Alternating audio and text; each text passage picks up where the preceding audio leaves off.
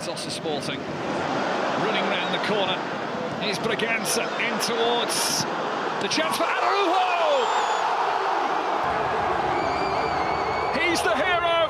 Sporting now in control and set for a first European Cup quarter-final in over 40 years. በአውሮፓ ቻምፒየንስ ሊግ ጥሎ ማለፍ የመጀመሪያ ዙር ጨዋታ በኖርዌይ ቦዶ ከተማ በዘንድሮ ዓመት የውድድሩ ክስተት ቦዶ ግሊምት 3-0 ተሸነፉ። Massive adventure for a club that got to the semi-final of the Europa League, of course, last season. They've done well in the Conference League before, and now here's Blomberg giving it for Høeg. It goes from good to great for Bodo Glimt. የፖርቱጋሉ ክለብ ገና በመጀመሪያ ዙር ከውድድር የተሰናበተ ያህል ተቆጠረ። ነገር ግን በመልሱ ጨዋታ ስታዲዮ ጆዜ አልቫላዴ ላይ መላው ዓለምን ያስደነቀ ተአምረኛ ውጤት ተመዘገበ። ስፖርቲንግ ሊዝበን 5 ቦዶ ግሊምት 0። Well read by Bragança, and here is Nel for his moment and to seal it, which he does.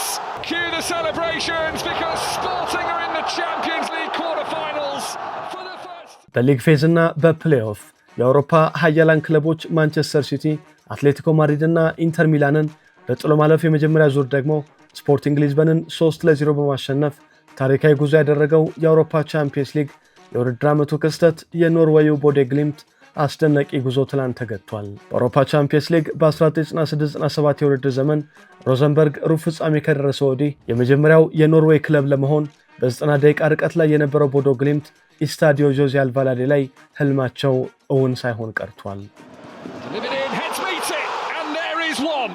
Inacio gets one back for Sporting and it is game on. በፖርቱጋላዊ አሰልጣኝ ሩዊ ቦርጌስ የሚመራው ስፖርቲንግ ሊዝበን የዳኛው ፊሽካ ከተሰማበት ቅጽበት ጀምሮ በቦዶ ግሊምት ላይ ከፍተኛ ጫና በመፍጠር በርካታ የጎል ሙከራዎችን አድርገዋል። 34ኛው ደቂቃ ላይ በመሃል ተከላካዩ ጎንካሎ ኢናሲዮ ጎል ቀዳሚም ሆኑ።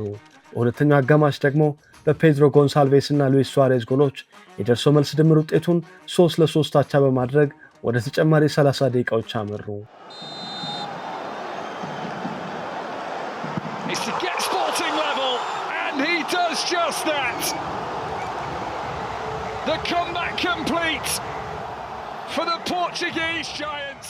የ25 ጊዜ የፖርቱጋል ፕሪሚየር ሊግ ሻምፒዮኑ ስፖርቲንግ ሊዝበን በተጨማሪ 30 ደቂቃዎች በማክሲ አራውሆና ራፋኤል ፌሬራ ኔል ሁለት ጎሎች ጨዋታውን 5-0 በማሸነፍ የማይቻል የሚመስለውን ውጤት ቀልብሰው በደርሶ መልስ ድምር ውጤት 5-3 በማሸነፍ ወደ ሩብ ፍጻሜው መቀላቀል ችለዋል። በአውሮፓ ቻምፒየንስ ሊግ ታሪክም በጥሎ ማለፍ ጨዋታ በመጀመሪያ ዙር በ3 እና ከዚያ በላይ ጎሎች ተሸንፎ በመልሱ ጨዋታ ውጤቱን ቀልብሶ በማለፍ ከዴፖርቲቮ ላ ኮሩኛ፣ ባርሰሎና፣ ሮማ እና ሊቨርፑል በመቀጠል ስፖርቲንግ ሊዝበን አምስተኛው ክለብ ሆነ።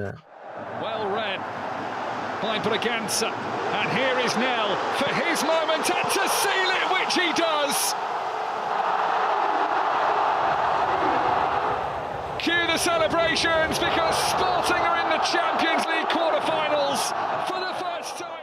የመጀመሪያውን ዙር የ3-0 ሽንፈት ውጤት ለመቀልበስ በጨዋታው ከ38 ሙከራዎች 14 ኢላማውን የጠበቀ የጎል ሙከራ አድርጎ 5 ጎሎችን በማስቆጠር አስደናቂ ታሪክ የጻፈው ስፖርቲንግ ሊዝበን በአውሮፓ ቻምፒየንስ ሊግ ውድድር ታሪካቸው ለሁለተኛ ጊዜ ከ1983 ወዲህ ደግሞ ለመጀመሪያ ጊዜ ሩብ ፍጻሜ መግባት ችለዋል። በ2024-25 የውድድር ዘመን በዩሮፓ ሊግ ግማሽ ፍጻሜ በመድረስ የመጀመሪያው የኖርዌይ ቡድን በመሆን ታሪክ የሰራው ቦዶ ግሊምት በአሰልጣኝ ኪየቲል ክኑትሰን እየተመሩ በታሪካቸው ለመጀመሪያ ጊዜ በተሳተፉበት የአውሮፓ ቻምፒየንስ ሊግ ውድድር ከአውሮፓ 16 ምርጥ ቡድኖች መካከል ሆነው ጨርሰዋል። በ2017 በኖርዌይ ሁለተኛ ዲቪዚዮን ይወዳደር የነበረ 9000 ተመልካቾችን ብቻ የሚያስተናግድ ስታዲየም ባለቤት የክለቡ መገኛ አንድ ግዙፍ ስታዲየም የማይሞላ 55000 ህዝብ ብቻ ከሚኖርበት ከተማ የተገኘው ቦዶ ግሊምት የዘንድሮው አስደናቂ የአውሮፓ ቻምፒየንስ ሊግ ጉዞ እዚህ ጋር አብቅቷል።